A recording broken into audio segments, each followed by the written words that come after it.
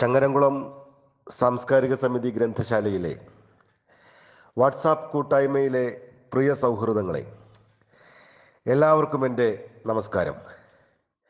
ഇന്ന് നമ്മൾ ചർച്ച ചെയ്യുന്ന പുസ്തകം ഫ്രാൻസിസ് നൊറോണയുടെ തൊട്ടപ്പൻ എന്ന കഥാസമാഹാരമാണല്ലോ. ഈ കഥാസമാഹാരം ശ്രദ്ധേയമായ ഒരു സമാഹാരമാണ്.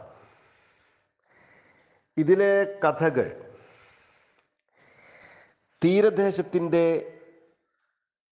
അരികുവൽക്കരിക്കപ്പെട്ട ജീവിതങ്ങളുടെ അധോലോകമാണ്. പ്രമുഖ കഥാകൃത്ത് സക്കറിയ സൂചിപ്പിച്ചതുപോലെ തീരത്തിൻ്റെ കണ്ണീരും രക്തവും വിയർപ്പും മദജലവും കുതിർന്ന ഒരു അധോലോകത്തിൻ്റെ ഭയാനക സൗന്ദര്യമാണ് നൊറോണയുടെ കഥകളെന്ന് സക്കറിയ നിരീക്ഷിക്കുന്നുണ്ട്. അതുപോലെ പ്രമുഖ കഥാകൃത്തായ സേതു ഈ കഥകളെക്കുറിച്ച് പരാമർശിക്കുന്നത് വ്യത്യസ്തമായ പ്രമേയവും പുതിയ കാലത്തിൻ്റെ അരികുവൽക്കരിക്കപ്പെട്ട ജീവിതങ്ങളെ കണ്ടെത്തുവാനും അവരുടെ ജീവിതത്തെ വ്യത്യസ്തമായ ഭാഷയിൽ അവതരിപ്പിക്കുവാനുള്ള കരുത്താണ് നൊറോണയുടെ കഥകൾക്കെന്ന് സേതു നിരീക്ഷിക്കുന്നുണ്ട്. പ്രമുഖരായ ഈ കഥാകൃത്തുക്കളുടെ നിരീക്ഷണങ്ങൾ അർത്ഥപൂർണമാണെന്ന് ഈ കഥകളിലൂടെ കടന്നു പോകുമ്പോൾ നമ്മൾ മനസ്സിലാക്കും. കാരണം ഇതുവരെ അങ്ങനെ അപൂർവം കഥകളിൽ, ഇന്ദുമേനോൻ്റെ കഥകളിലും മറ്റുമുണ്ട് ഇത്തരം അരികുവൽകൃത ജീവിതങ്ങളുടെ രതിയും രതികാമനകളും കൊലകളും പ്രതികാരവും ഒളിഞ്ഞുനോട്ടവും ഒക്കെ ഇന്ദുമേനോൻ്റെ കഥകളിൽ ഉണ്ട്. പക്ഷേ മുഖ്യധാര സാഹിത്യത്തിൽ നിന്ന്, അല്ലെങ്കിൽ പരിഷ്കൃതരുടെ പരിഗണനകളിൽ നിന്ന് സക്കറിയ ഇതിന് പറയുന്നത് കേരളീയ പ്രമാണങ്ങളുടെ തറവാടിത്ത ഘോഷണങ്ങളുടെ കാഴ്ചകളെ അസ്വസ്ഥപ്പെടുത്തുന്നതാണ്, അലോസരമുണ്ടാക്കുന്നതാണ് നൊറോണയുടെ ഭാഷയും നൊറോണ മുഖ്യധാരയിൽ അവതരിപ്പിക്കുന്ന ജീവിതങ്ങളും. അതുകൊണ്ട് തന്നെ ഈ കഥയും ഇതിൻ്റെ ഭാഷയും നമ്മുടെ പരമ്പരാഗത സങ്കല്പങ്ങളെയും പരമ്പരാഗത കഥാപാത്ര സൃഷ്ടിയെയും തകിടമറിക്കുന്നതാണ്. അതിനൊക്കെ കരുത്തായി നിൽക്കുന്നത് നൊറോണ അവരുടെ ആത്മാവിൻ്റെ, ആ കഥാപാത്രങ്ങളുടെ ആത്മാവിൻ്റെ ഭാഷ കണ്ടെത്തുന്നു എന്നുള്ളതാണ്. ആ ഭാഷയ്ക്ക് ഒരു ജൈവികമായ ആർജവമുണ്ട്. അത് കൃത്രിമമായി സൃഷ്ടിച്ചതാണ് എന്ന് നമുക്ക് തോന്നില്ല. അത് അവർ ഉപയോഗിക്കുന്ന ഭാഷയാണ്. ആ ഭാഷയിൽ നിന്ന് തന്നെ അതിൻ്റെ ഊർജം ഉൾക്കൊണ്ടുകൊണ്ട് പുതിയൊരു ഭാഷ സൃഷ്ടിക്കുകയാണ് ഫ്രാൻസിസ് നൊറോണ ചെയ്യുന്നത്. ഇതിലെ തൊട്ടപ്പൻ എന്ന കഥയിലെ നായികയ്ക്ക് പേരില്ല. അവൾ കൊച്ചു പെൺകുട്ടിയായിരിക്കുമ്പോൾ ആണ് ഈ കഥ തുടങ്ങുന്നത്. അവളുടെ പേര് പറയുന്നത് അവളുടെ സഹപാഠികൾ അവളെ പരിഹസിച്ചും പുച്ഛിച്ചും നൽകിയ പരിഹാസപ്പേരാണ്, കുറ്റപ്പേരാണ്. കുഞ്ഞാട് എന്നാണ് അവളെ സഹപാഠികൾ വിളിക്കുന്നത്. അപ്പോൾ ഈ കുഞ്ഞാട് എന്ന പെൺകുട്ടിയിൽ കുറച്ച് പൗരുഷവും കലർന്നിട്ടുണ്ട്. അവൾക്ക് ചെറിയ പൊടിമീശയുണ്ട്. താടിയിൽ 5-6 രോമങ്ങൾ വളർന്നിട്ടുണ്ട്. അതുകൊണ്ടാണ് കുട്ടികൾ, അവളുടെ സഹപാഠികൾ അവൾക്ക് കുഞ്ഞാട് എന്ന് പേരിട്ടത്. മറ്റൊരു പേര് ആ കഥാപാത്രത്തിനില്ല. ഈ കുട്ടി ആ തൻ്റെ കോളനിയിലെ വളരെ പാവപ്പെട്ടവരായിട്ടുള്ള ആളുകൾ ജീവിക്കുന്ന ആ പരിസരത്തെ തൻ്റെ ജീവിതം കണ്ടെടുക്കുകയാണ്. അവൾക്ക് അമ്മ മാത്രമേ ഉള്ളൂ. അമ്മ വലിയ വീടുകളിൽ ജോലി ചെയ്താണ് കുടുംബം പുലർത്തുന്നത്. അവൾക്കാകെ ഉള്ളത്, അവളെ ആകെ സംരക്ഷിക്കുന്നത്, അവളെ ആകെ സ്നേഹിക്കുന്നത്, അവളെ പ്രോത്സാഹിപ്പിക്കുന്നത് തൊട്ടപ്പനാണ്. തൊട്ടപ്പൻ എന്ന് പറഞ്ഞാൽ അവളുടെ ഒരു ബന്ധുവാണ്. തൊട്ടപ്പൻ എന്നാണ് അവളെ വിളിക്കുന്നത്. അതിന് കാരണം ഈ തലതൊട്ടപ്പൻ, മാമോദീസ വെള്ളം വീഴ്ത്തുന്നത്, അങ്ങനെ തലതൊട്ടപ്പനായി മാറുന്നത്, ആ തലതൊട്ടപ്പനാണ് പിന്നീട് തൊട്ടപ്പനായി മാറുന്നത്. ഇത്താക്കു എന്നോ മറ്റാണ് അയാളെ മറ്റുള്ളവർ വിളിക്കുന്നത്. അപ്പോൾ ഈ തൊട്ടപ്പൻ ഒരു മോഷ്ടാവാണ്. ഈ മോഷ്ടാവിന് തന്നെ പ്രത്യേകതയുണ്ട്. ഇദ്ദേഹം ആരാധനാലയങ്ങളിൽ നിന്ന്, ദേവാലയങ്ങളിൽ നിന്നാണ് സാധാരണ മോഷ്ടിക്കാറുള്ളത്. അയാൾ ലക്ഷ്യം വെക്കുന്നത് സമ്പന്ന ഗൃഹങ്ങളോ അതല്ലെങ്കിൽ മറ്റ് സമ്പന്നതയുടെ ഉറവിടങ്ങളല്ല. അയാൾക്ക് താല്പര്യം ക്ഷേത്രങ്ങളിലെയും പള്ളികളിലെയും ഭണ്ഡാരങ്ങളും നേർച്ചപ്പെട്ടികളും കാണിക്ക വഞ്ചികളും ഒക്കെയാണ്. അപ്പോൾ താൻ ആരാധിക്കുന്ന പള്ളിയിലെ, ക്രിസ്ത്യൻ ദേവാലയത്തിലെ നേർച്ചപ്പെട്ടിയിൽ നിന്ന് പൈസ മോഷ്ടിക്കലാണ് തൊട്ടപ്പൻ്റെ പ്രധാന ഉപജീവന മാർഗം. അങ്ങനെ ആ ഒരു കള്ളൻ വാത്സല്യത്തോടുകൂടി ഈ പെൺകുട്ടിയെ മോഷ്ടിക്കാൻ വേണ്ടി പ്രേരിപ്പിക്കുകയാണ്. ഈ പെൺകുട്ടിയിൽ മോഷ്ടിക്കാനുള്ള ത്വരയുണ്ട്. ആ മോഷണം പക്ഷേ ആ ഒരു ജനതയുടെ, ദരിദ്രരായ, അടിച്ചമർത്തപ്പെട്ട, നിരന്തരം പരിഹസിക്കപ്പെടുന്ന, അവഗണിക്കപ്പെടുന്ന ഒരു ജനതയുടെ അനാഥത്വത്തിൻ്റെ പ്രതികാരമായി ഈ മോഷണത്തെ നമുക്ക് വായിക്കാം. അതിനൊരു ഉദാഹരണം, ഈ കുഞ്ഞാട് എന്ന പെൺകുട്ടിയെ അവളുടെ ക്ലാസ് ടീച്ചർ സുലേഖ ടീച്ചർ നന്നായി മർദ്ദിക്കാറുണ്ട്. അവൾ ചെയ്യുന്ന ചെറിയ തെറ്റുകൾക്ക് പോലും ടീച്ചർ അവളെ മറ്റു കുട്ടികൾക്ക് ഇല്ലാത്ത വിധത്തിൽ അവളെ അടിക്കാറുണ്ട്. അതിനവൾ ചെയ്യാൻ ഉദ്ദേശിക്കുന്ന പ്രതികാരം സുലേഖ ടീച്ചറുടെ മണിപ്പേഴ്സ് മോഷ്ടിക്കും എന്നാണ്. ഓരോ അടി കൊള്ളുമ്പോഴും അവൾ സ്വയം പറയുന്നത്, അവളുടെ മനസ്സിനെ സംതൃപ്തമാക്കുന്നത് സുലേഖ ടീച്ചറുടെ മണിപ്പേഴ്സ് മോഷ്ടിച്ചിട്ട് അതിന് പ്രതികാരം തീർക്കുമെന്നാണ്. അപ്പോൾ അങ്ങനെ ഈ മോഷണം എന്ന ത്വര പ്രതിഷേധത്തിൻ്റെ ഒരു സ്വരമായി, അനുരണനമായി ഈ കഥയിൽ വരുന്നുണ്ട്.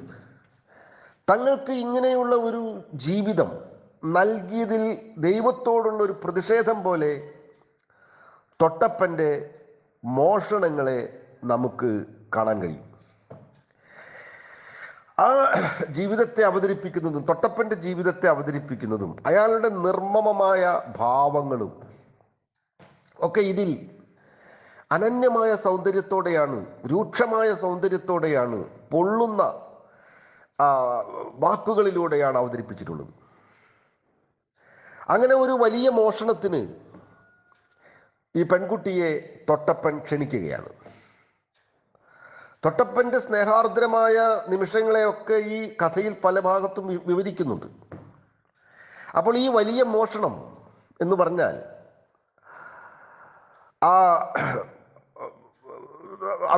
അവർ താമസിക്കുന്ന നാട്ടിലെ വലിയ പള്ളിയുടെ മുറ്റത്തെ നേർച്ചപ്പെട്ടി തുറന്ന് അത് കുത്തി തുറന്ന് അതിലെ പൈസ മുഴുവനും മോഷ്ടിക്കുക എന്നുള്ളതാണ് അവരുടെ ഒരു ദൗത്യം.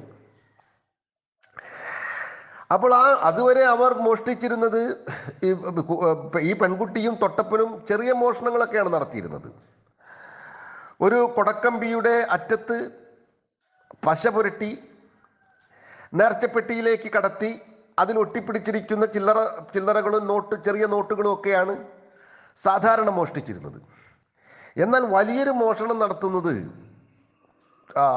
തൊട്ടപ്പൻ ഉദ്ദേശിക്കുന്നത് ആ നേർച്ചപ്പെട്ടി കമ്പിപ്പാര കൊണ്ട് കുത്തി തുറന്ന് അതിലെ മുഴുവൻ പൈസയും മോഷ്ടിക്കാനാണ്. അങ്ങനെ ഒരു ദിവസം രാത്രി തൊട്ടപ്പനും ഈ പെൺകുട്ടിയും കൂടി പൈസ മോഷ്ടിക്കുന്നതിന് വേണ്ടി ആരാധനാലയത്തിൻ്റെ മുറ്റത്തെത്തുന്നു. കനത്ത മഴ പെയ്യുന്നുണ്ട്. കൂരാക്കൂരിരുട്ടാണ്, കൊടും പാതിരയാണ്. ആ പള്ളിമുറ്റത്തേക്ക് ഈ നേർച്ചപ്പെട്ടിയുടെ അടുത്തേക്ക് ഇവർ അടുക്കുന്നുണ്ടെങ്കിലും പെൺകുട്ടി പേടിച്ച് പിന്തിരിയുകയാണ്. കാരണം അവളുടെ മനസ്സിൽ ഒരു പേടി ഉണ്ട്. അത് ഈ ആരാധനാലയത്തിലെ നേർച്ചപ്പെട്ടികൾക്കുള്ളിൽ പാമ്പുണ്ടാകും, ആ പാമ്പ് ദംശിക്കും എന്നുള്ള പേടിയാണ്. അപ്പോൾ ദൈവത്തിൻ്റെ സമ്പത്ത് എടുത്താൽ ഒരു പാമ്പ് ദംശിക്കും എന്നുള്ള ഒരു അബോധധാരണ ആ കുട്ടിയുടെ മനസ്സിൽ എങ്ങനെയൊക്കെ ഉണ്ട്. അതുകൊണ്ട് അവൾ ആ മോഷണ ശ്രമത്തിൽ നിന്നും പിന്തിരിയുന്നു. എന്നാൽ തൊട്ടപ്പൻ ആ നേർച്ചപ്പെട്ടി കമ്പിപ്പാര വെച്ച് കുത്തിപ്പൊളിക്കുമ്പോൾ കുത്തിപ്പൊളിക്കുന്നതും ആണ് ഈ പെൺകുട്ടി മറഞ്ഞിരുന്ന് കാണുന്നത്. പിന്നീട് കനത്ത മഴയാണ്, കനത്ത മഴയും ഇടിമിന്നലുമാണ്.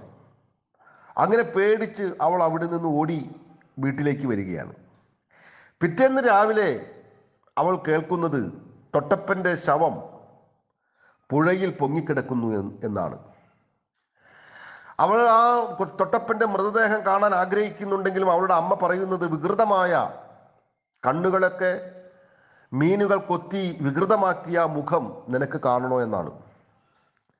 അപ്പോൾ അച്ഛനെ പോലെ സ്നേഹിച്ചിരുന്ന, അച്ഛനെ പോലെ വാത്സല്യം നുകർന്നിരുന്ന, അച്ഛനെ പോലെ സംരക്ഷിച്ചിരുന്ന തൊട്ടപ്പൻ്റെ വിയോഗം ആ പെൺകുട്ടിയുടെ ജീവിതത്തെ ആകെ മാറ്റിമറിക്കുകയാണ്. അധികം വൈകാതെ അവളുടെ അമ്മയും നഷ്ടപ്പെടുന്നു. പിന്നീട് ഇവൾ ഒറ്റയ്ക്കാണ് ജീവിതം നയിക്കുന്നത്. അപ്പോഴേക്കും യുവതിയായ ഈ പെൺകുട്ടി തൻ്റെ സമൂഹത്തിൽ നിന്ന് തന്നെ സദാചാരന്മാരുടെയും സ്ത്രീലമ്പടന്മാരുടെയും ഒക്കെ ശല്യം അനുഭവിക്കുകയാണ്. ഒരു കുടിലിൽ ഒറ്റയ്ക്ക് താമസിക്കുന്ന ഒരു യുവതിയുടെ ഭയവിഹ്വലമായ രാത്രികളെ ഇതിൽ ചിത്രീകരിക്കുന്നു.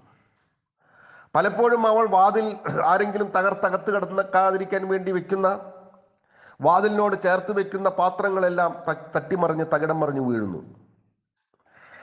അതിൽ നിന്ന് സംരക്ഷണം നേടാൻ വേണ്ടി അവൾ 12 പൂച്ചകളെ വളർത്തുകയാണ്. തൻ്റെ വീടിൻ്റെ നാലതിരും കാക്കാൻ, തൻ്റെ മാനം കാക്കാൻ, തൻ്റെ ജീവിതം സംരക്ഷിക്കാൻ അവൾ പൂച്ചകളെ വളർത്തുന്നു. ഈ 12 പൂച്ചകൾക്കും അവൾ ഇടുന്ന പേര് തൻ്റെ കർത്താവിൻ്റെ ശിഷ്യന്മാരുടെ പേരാണ്.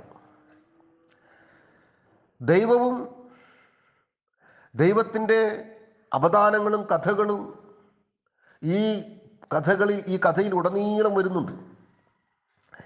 ബൈബിളിൻ്റെയും യേശുവിൻ്റെയും സാന്നിധ്യം ഈ കഥകളിൽ, ഈ തൊട്ടപ്പൻ എന്ന കഥയിൽ അദൃശ്യ സാന്നിധ്യമായി നിറഞ്ഞു നിൽക്കുന്നുണ്ട്.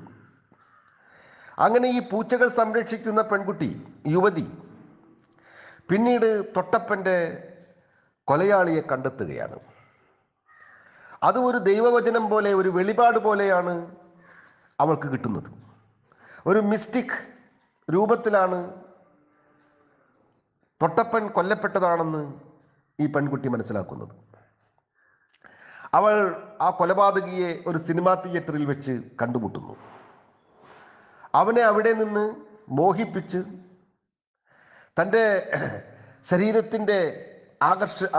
കൊണ്ട് അവനെ ആകർഷിപ്പിച്ച് തൻ്റെ വീട്ടിലേക്ക് കൊണ്ടുവരികയാണ് അവൾ. അവളുടെ ഉദ്ദേശം തൊട്ടപ്പനെ കൊന്നതിനുള്ള പ്രതികാരം ചെയ്യുക എന്നുള്ളതാണ്. പക്ഷേ രതിയുടെ ഒരു ഉന്മാദാവസ്ഥയിൽ അവളുടെ ഉദ്ദേശം ഈ കൊലപാതകി മനസ്സിലാക്കുകയും ദാരുണമായി ഇവളെ കൊലപ്പെടുത്തുകയുമാണ് ചെയ്യുന്നത്.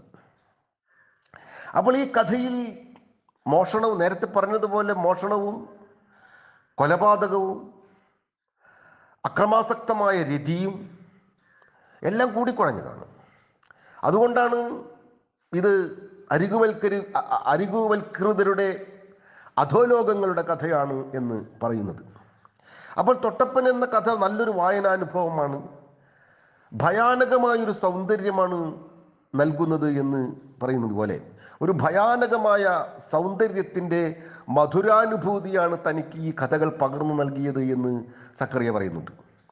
അങ്ങനെയുള്ളൊരു ഭയാനക സൗന്ദര്യത്തിൻ്റെ മധുരാനുഭൂതിയാണ് തൊട്ടപ്പൻ എന്ന കഥയുടെ പാരായണം. അതുപോലെ തന്നെയാണ് ഈ മറ്റ് കഥകളുടെയും ഒരു പശ്ചാത്തലം.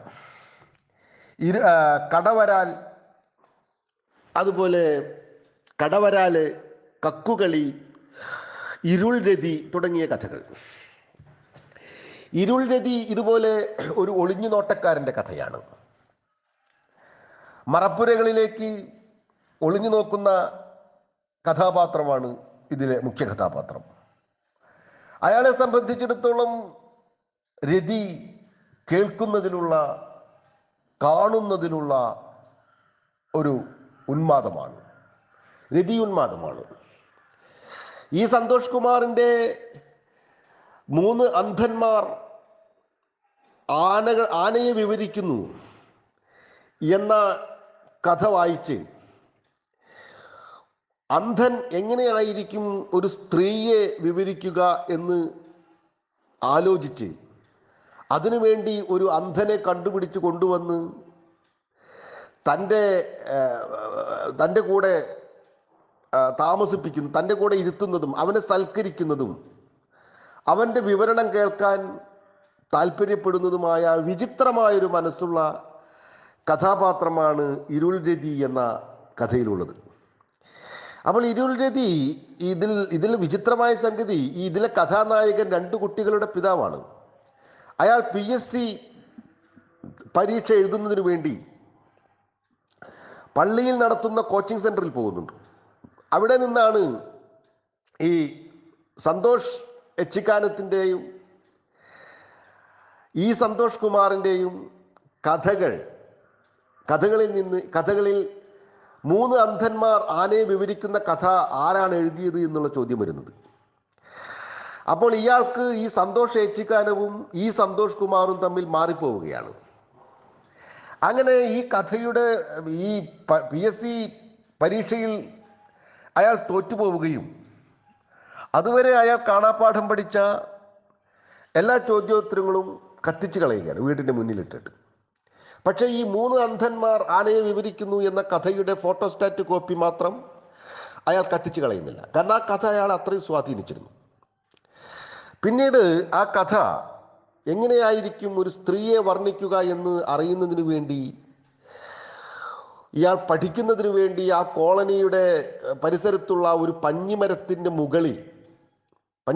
മുകൾ കൊമ്പിൽ ഒരു ഏറുമാടം കെട്ടി അതിലിരുന്നാണ് പഠിക്കുന്നത്. അപ്പോൾ അതിലിരുന്ന് പഠിക്കുക എന്നുള്ളതിനേക്കാൾ പ്രധാനമായ ഉദ്ദേശം പരിസരത്തുള്ള വീടുകളിലെ മേൽക്കൂരയില്ലാത്ത മറപ്പുരകളിൽ സ്ത്രീകൾ കുളിക്കുന്നത് കാണുക എന്നുള്ളത് കൂടിയാണ്. അങ്ങനെ ഉള്ള ആ മാനസിക വൈകൃതമുള്ള, ഒളിഞ്ഞു നോക്കുന്ന വൈകൃതമുള്ള ഈ കഥാപാത്രം പിന്നീട് ഒരു അന്ധനെ തേടി പിടിച്ചു കൊണ്ടുവന്ന് അവന് മദ്യമൊക്കെ സൽക്കരിച്ച് അവനോട് ഈ സ്ത്രീയുടെ നഗ്ന സൗന്ദര്യം അവൻ്റെ മനക്കണ്ണിൽ കാണുന്നത് അവതരിപ്പിക്കാൻ പറയുകയാണ്. അങ്ങനെ ദാനിയേൽ എന്ന ഒരു ജന്മനാ അന്ധനായ യുവാവിനെ കണ്ടെത്തുന്നു. പക്ഷേ അങ്ങനെ ദാനിയേലിനെ നിരന്തരം നിർബന്ധിക്കുന്നുണ്ടെങ്കിലും ദാനിയേൽ അത് പറയുന്നില്ല. ഒടുവിൽ ദാനിയേൽ പറയുകയാണ്, ഒരു രാത്രി ഈ PSC പരീക്ഷയ്ക്ക് കഴിഞ്ഞ് അതിലൊക്കെ തോറ്റ് കുടുംബത്തിൽ നിരന്തരം കലഹങ്ങൾ ഉണ്ടാകുന്നുണ്ട്. ഇയാളുടെ ഭാര്യയുമായി ഇയാൾ നിരന്തരം കലഹിക്കുന്നുണ്ട്. അങ്ങനെ ഈ ഒരു ദിവസം ദാനിയേൽ പറയുകയാണ്, ഞാൻ എൻ്റെ അകക്കണ്ണിൽ കണ്ട സ്ത്രീയുടെ സൗന്ദര്യം വർണ്ണിച്ചു തരാമെന്ന്. അങ്ങനെ ഏറുമാടത്തിൽ ഇരുന്ന് മദ്യം പകരുകയാണ് ഈ കഥയിൽ നായകന് അന്ധൻ. അങ്ങനെ മദ്യപിച്ചതിന് ശേഷം അന്ധൻ തൻ്റെ മനസ്സിലുള്ള പെണ്ണിൻ്റെ നഗ്ന അനുഭവം പറയാൻ തുടങ്ങുകയാണ്. അപ്പോഴാണ് നായകൻ തിരിച്ചറിയുന്നത് ഇത് തൻ്റെ ഭാര്യയുടെ വർണ്ണനയാണല്ലോ എന്ന്.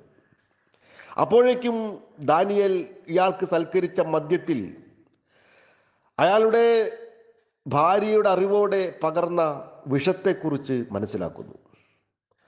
അങ്ങനെ ആ മനോവൈകൃതമുള്ള കഥാപാത്രത്തിൻ്റെ ദാരുണമായ അന്ത്യമാണ് ഈ കഥയുടെ അവസാനം. അപ്പോൾ ഈ ഇരുൾ രതി എന്ന കഥ അതിൻ്റെ പ്രമേയം കൊണ്ടും അതിൻ്റെ അവതരണം കൊണ്ടും അതിൻ്റെ ഭാഷയുടെ പ്രത്യേകത കൊണ്ടും അതിൽ ഒളിഞ്ഞിരിക്കുന്ന കറുത്ത ഹാസ്യത്തിൻ്റെ അലകൾ കൊണ്ടൊക്കെ ശ്രദ്ധേയമാണ്. ഒരിക്കൽ ഞാൻ ഈ ഫ്രാൻസിസ് നൊറോണയെ നേരിട്ട് കണ്ട് പരിചയപ്പെട്ടപ്പോൾ ചോദിച്ചു, താങ്കൾ കിങ് ദൂക്കിൻ്റെ സിനിമകൾ കാണാറുണ്ടോ എന്ന് ചോദിച്ചു. ആ സിനിമകൾ താങ്കളെ വലിയ സ്വാധീനം ചെലുത്തിയിട്ടുണ്ടോ എന്ന് ചോദിച്ചു. അപ്പോൾ എന്താണ് അങ്ങനെ ചോദിക്കുന്നതിനുള്ള കാരണം എന്ന് പറഞ്ഞപ്പോൾ, ഈ സെക്സും വയലൻസും രതിയും അക്രമവും ഈ കഥകളിലെല്ലാം ഒരു വലിയ സാന്നിധ്യമായിട്ട് നിറഞ്ഞു നിൽക്കുന്നുണ്ട്. കിങ് ദൂക്കിൻ്റെ സിനിമകളിലും അങ്ങനെയാണല്ലോ. അതിൻ്റെ ആ കഥകളുടെ ശക്തിയെയും സൗന്ദര്യത്തെയും, സിനിമകളുടെ ശക്തിയെയും സൗന്ദര്യത്തെയും മറന്നുകൊണ്ടല്ല ഞാൻ പറയുന്നത്. പ്രമേയ സ്വീകരണത്തിലുള്ള ഈ രതിയുടെയും കൊലപാതകത്തിൻ്റെയും മരണത്തിൻ്റെയും ഒക്കെ അമിതമായ ഒരു സ്വാധീനം ഈ നൊറോണയുടെ കഥകളിൽ ദർശിക്കാൻ കഴിയും. അപ്പോൾ ഞാൻ പറഞ്ഞു വന്നത് നൊറോണ സ്വീകരിക്കുന്ന പ്രമേയവും അങ്ങനെയൊക്കെ തന്നെയാണ്. കാരണം ആ ജീവിതങ്ങളുടെ പച്ചയായ യാഥാർത്ഥ്യങ്ങളെ അയാൾ മടികൂടാതെ പകർത്തുകയാണ്. അതുപോലെ മനസ്സിൻ്റെ ഉള്ളറകളിലുള്ള വൈകൃതങ്ങളെ, മനോരഥികളെ ഫ്രാൻസിസ് നൊറോണ ഈ കഥകളിലെല്ലാം ചിത്രീകരിക്കുകയാണ്. ഇങ്ങനെ ഓരോ കഥകളെക്കുറിച്ചും പ്രതിപാദിക്കാം, പക്ഷേ ഞാനതിന് തുനിയുന്നില്ല. കടവരാൽ എന്ന കഥ ഇതുപോലെ തന്നെ ഒരു സെയിൽസ് ഗേളിൻ്റെയും ഒരു റിസോർട്ടിലെ സെക്യൂരിറ്റി ജീവനക്കാരൻ്റെയും കഥയാണ്.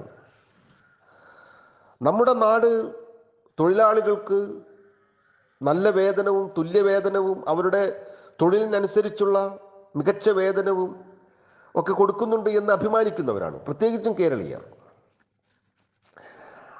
ഇതര സംസ്ഥാനങ്ങളിൽ നിന്നുള്ള തൊഴിലാളികൾ കേരളത്തിൽ വന്ന് നല്ല പ്രതിഫലം വാങ്ങുന്നു. എന്നാൽ നമ്മുടെ ഇടയിൽ തന്നെ പരിഷ്കൃതമായ വേഷം ധരിച്ച് വലിയ ആഡംബരമുള്ള ആർഭാടങ്ങളുള്ള സ്ഥാപനങ്ങളിൽ ജോലി ചെയ്യുന്ന സ്ത്രീകളുടെ, സെയിൽസ് ഗേൾസിൻ്റെ ജീവിതാവസ്ഥ എന്താണ് എന്ന് പരിശോധിക്കുന്ന, അതല്ലെങ്കിൽ അവരുടെ ജീവിതത്തിലേക്ക് നോക്കാൻ പ്രേരിപ്പിക്കുന്ന ഒരു കഥയാണ് ഇതിലെ ഈ കടവരാല് എന്ന കഥ. അതിൽ സെയിൽസ് ഗേളിന് ഒരു ദിവസം 100 രൂപയാണ് പ്രതിഫലം കൊടുക്കുന്നത്. മാസം 3000 രൂപ പ്രതിഫലം തരാമെന്നാണ് പറയുന്നത് ഈ ടെക്സ്റ്റൈൽസിൻ്റെ ഉടമ. രാത്രി 7 മണിക്ക് ശേഷം നിന്നാൽ 20 രൂപ ഓട്ടോ കൂലി കൊടുക്കാമെന്നുള്ള ഒരു മോഹന വാഗ്ദാനവുമുണ്ട്. അപ്പോൾ അതുപോലെ തന്നെ റിസോർട്ടിൽ ജോലി ചെയ്യുന്ന ഭർത്താവിനും തുച്ഛമായ വരുമാനമാണ്. ബഹുനില മന്ദിരങ്ങളുടെ, സൗധങ്ങളുടെ നടുവിൽ തകരഷീറ്റ് കൊണ്ട് മേഞ്ഞ ഒരു കുടിലിലാണ് ഈ സെയിൽസ് ഗേൾസും റിസോർട്ടിലെ സെക്യൂരിറ്റി ജീവനക്കാരനും 2 പെൺമക്കളും കഴിയുന്നത്. അപ്പോൾ ഈ സമ്പന്നതയുടെ നടുവിലുള്ള ആ ദാരിദ്ര്യം നൊറോണ ചിത്രീകരിക്കുന്നത് നമ്മുടെ ചില അശ്രദ്ധകളെ, നമ്മുടെ അവഗണനകളെ സവിശേഷ ശ്രദ്ധയിൽ കൊണ്ടുവരുന്നുണ്ട്. അപ്പോൾ വലിയ വികസനത്തിനിടയിലും വലിയ ആർഭാടങ്ങൾക്കിടയിലും വലിയ ആഘോഷങ്ങൾക്കിടയിലും വളരെ നിസ്വമായ ജീവിതങ്ങൾ, കൊടിയ ചൂഷണങ്ങൾക്ക് വിധേയരാവുന്നുണ്ട് എന്ന് കടവരാല് പോലുള്ള കഥകൾ നമ്മളെ ഓർമ്മിപ്പിക്കുന്നുണ്ട്. അപ്പോൾ ഇത്തരം കഥകൾ അതുപോലെ കക്കുകളി, ഈ കഥ ഈ നോവൽ, ഈ സമാഹാരത്തിലെ ശ്രദ്ധേയമായൊരു കഥയാണ്. അതും ഒരു പെൺകുട്ടിയുടെ ജീവിത കഥയാണ്. അവളുടെ അമ്മ ദാരിദ്ര്യം സഹിക്കവയ്യാതെ സെമിനാരിയിൽ ചേർക്കുകയാണ്. വൈദിക വൃത്തി പഠിക്കുന്നതിന് വേണ്ടി, കന്യാസ്ത്രീയാക്കുന്നതിന് വേണ്ടി സെമിനാരിയിൽ ചേർക്കുന്നു. അവിടുത്തെ ദുരനുഭവങ്ങളുടെ ഉള്ളുലയ്ക്കുന്ന, ഹൃദയം മഥിക്കുന്ന കഥകളാണ് ഈ കക്കുകളി എന്ന കഥയിൽ പരാമർശിക്കുന്നത്. ആ കഥയെക്കുറിച്ചൊന്നും ഞാനിവിടെ സവിസ്തരം പരാമർശിക്കാൻ ഉദ്ദേശിക്കുന്നില്ല. മലയാള ഭാഷയുടെ വേറിട്ട ശക്തിയുടെയും സൗന്ദര്യത്തിൻ്റെയും തീക്ഷ്ണമായ അവതരണമാണ് ഫ്രാൻസിസ് നൊറോണയുടെ കഥകൾ. അദ്ദേഹം പുതിയ കഥാകൃത്തുക്കളിൽ, സമകാലീന കഥാകൃത്തുക്കളിൽ ഏറെ ശ്രദ്ധേയനാണ്. അദ്ദേഹത്തിൻ്റെ കഥകൾ ചർച്ച ചെയ്യപ്പെടേണ്ടതാണ് എന്ന് പറഞ്ഞുകൊണ്ട് തൊട്ടപ്പൻ എന്ന കഥാ സമാഹാരത്തിലേക്ക് സുഹൃത്തുക്കളുടെ ശ്രദ്ധയെ ഞാൻ ക്ഷണിക്കുകയാണ്. നമ്മുടെ പൊന്നാനി സ്വദേശിയായിട്ടുള്ള ഷാനവാസ് ബാവക്കുട്ടി ഈ കഥാസമാഹാരം തൊട്ടപ്പൻ എന്ന പേരിൽ തന്നെ സിനിമയാക്കിയിട്ടുണ്ട്. വിനായകനാണ് അതിൽ തൊട്ടപ്പനായിട്ട് അഭിനയിച്ചിട്ടുള്ളത്. അപ്പോൾ തൊട്ടപ്പൻ എന്ന ഈ കഥാസമാഹാരത്തിൻ്റെ വായന തീർച്ചയായും പുതിയ കാലത്തെ ആസുര വേഗങ്ങൾക്കിടയിൽ അവഗണിക്കപ്പെട്ടു പോകുന്ന ജീവിതങ്ങളെ കണ്ടെത്തുന്നതിനുള്ള ഒരു അന്വേഷണം കൂടിയായിരിക്കും എന്ന് പറഞ്ഞുകൊണ്ട് എല്ലാ സുഹൃത്തുക്കൾക്കും നന്ദി അറിയിച്ചുകൊണ്ട് നിർത്തുന്നു.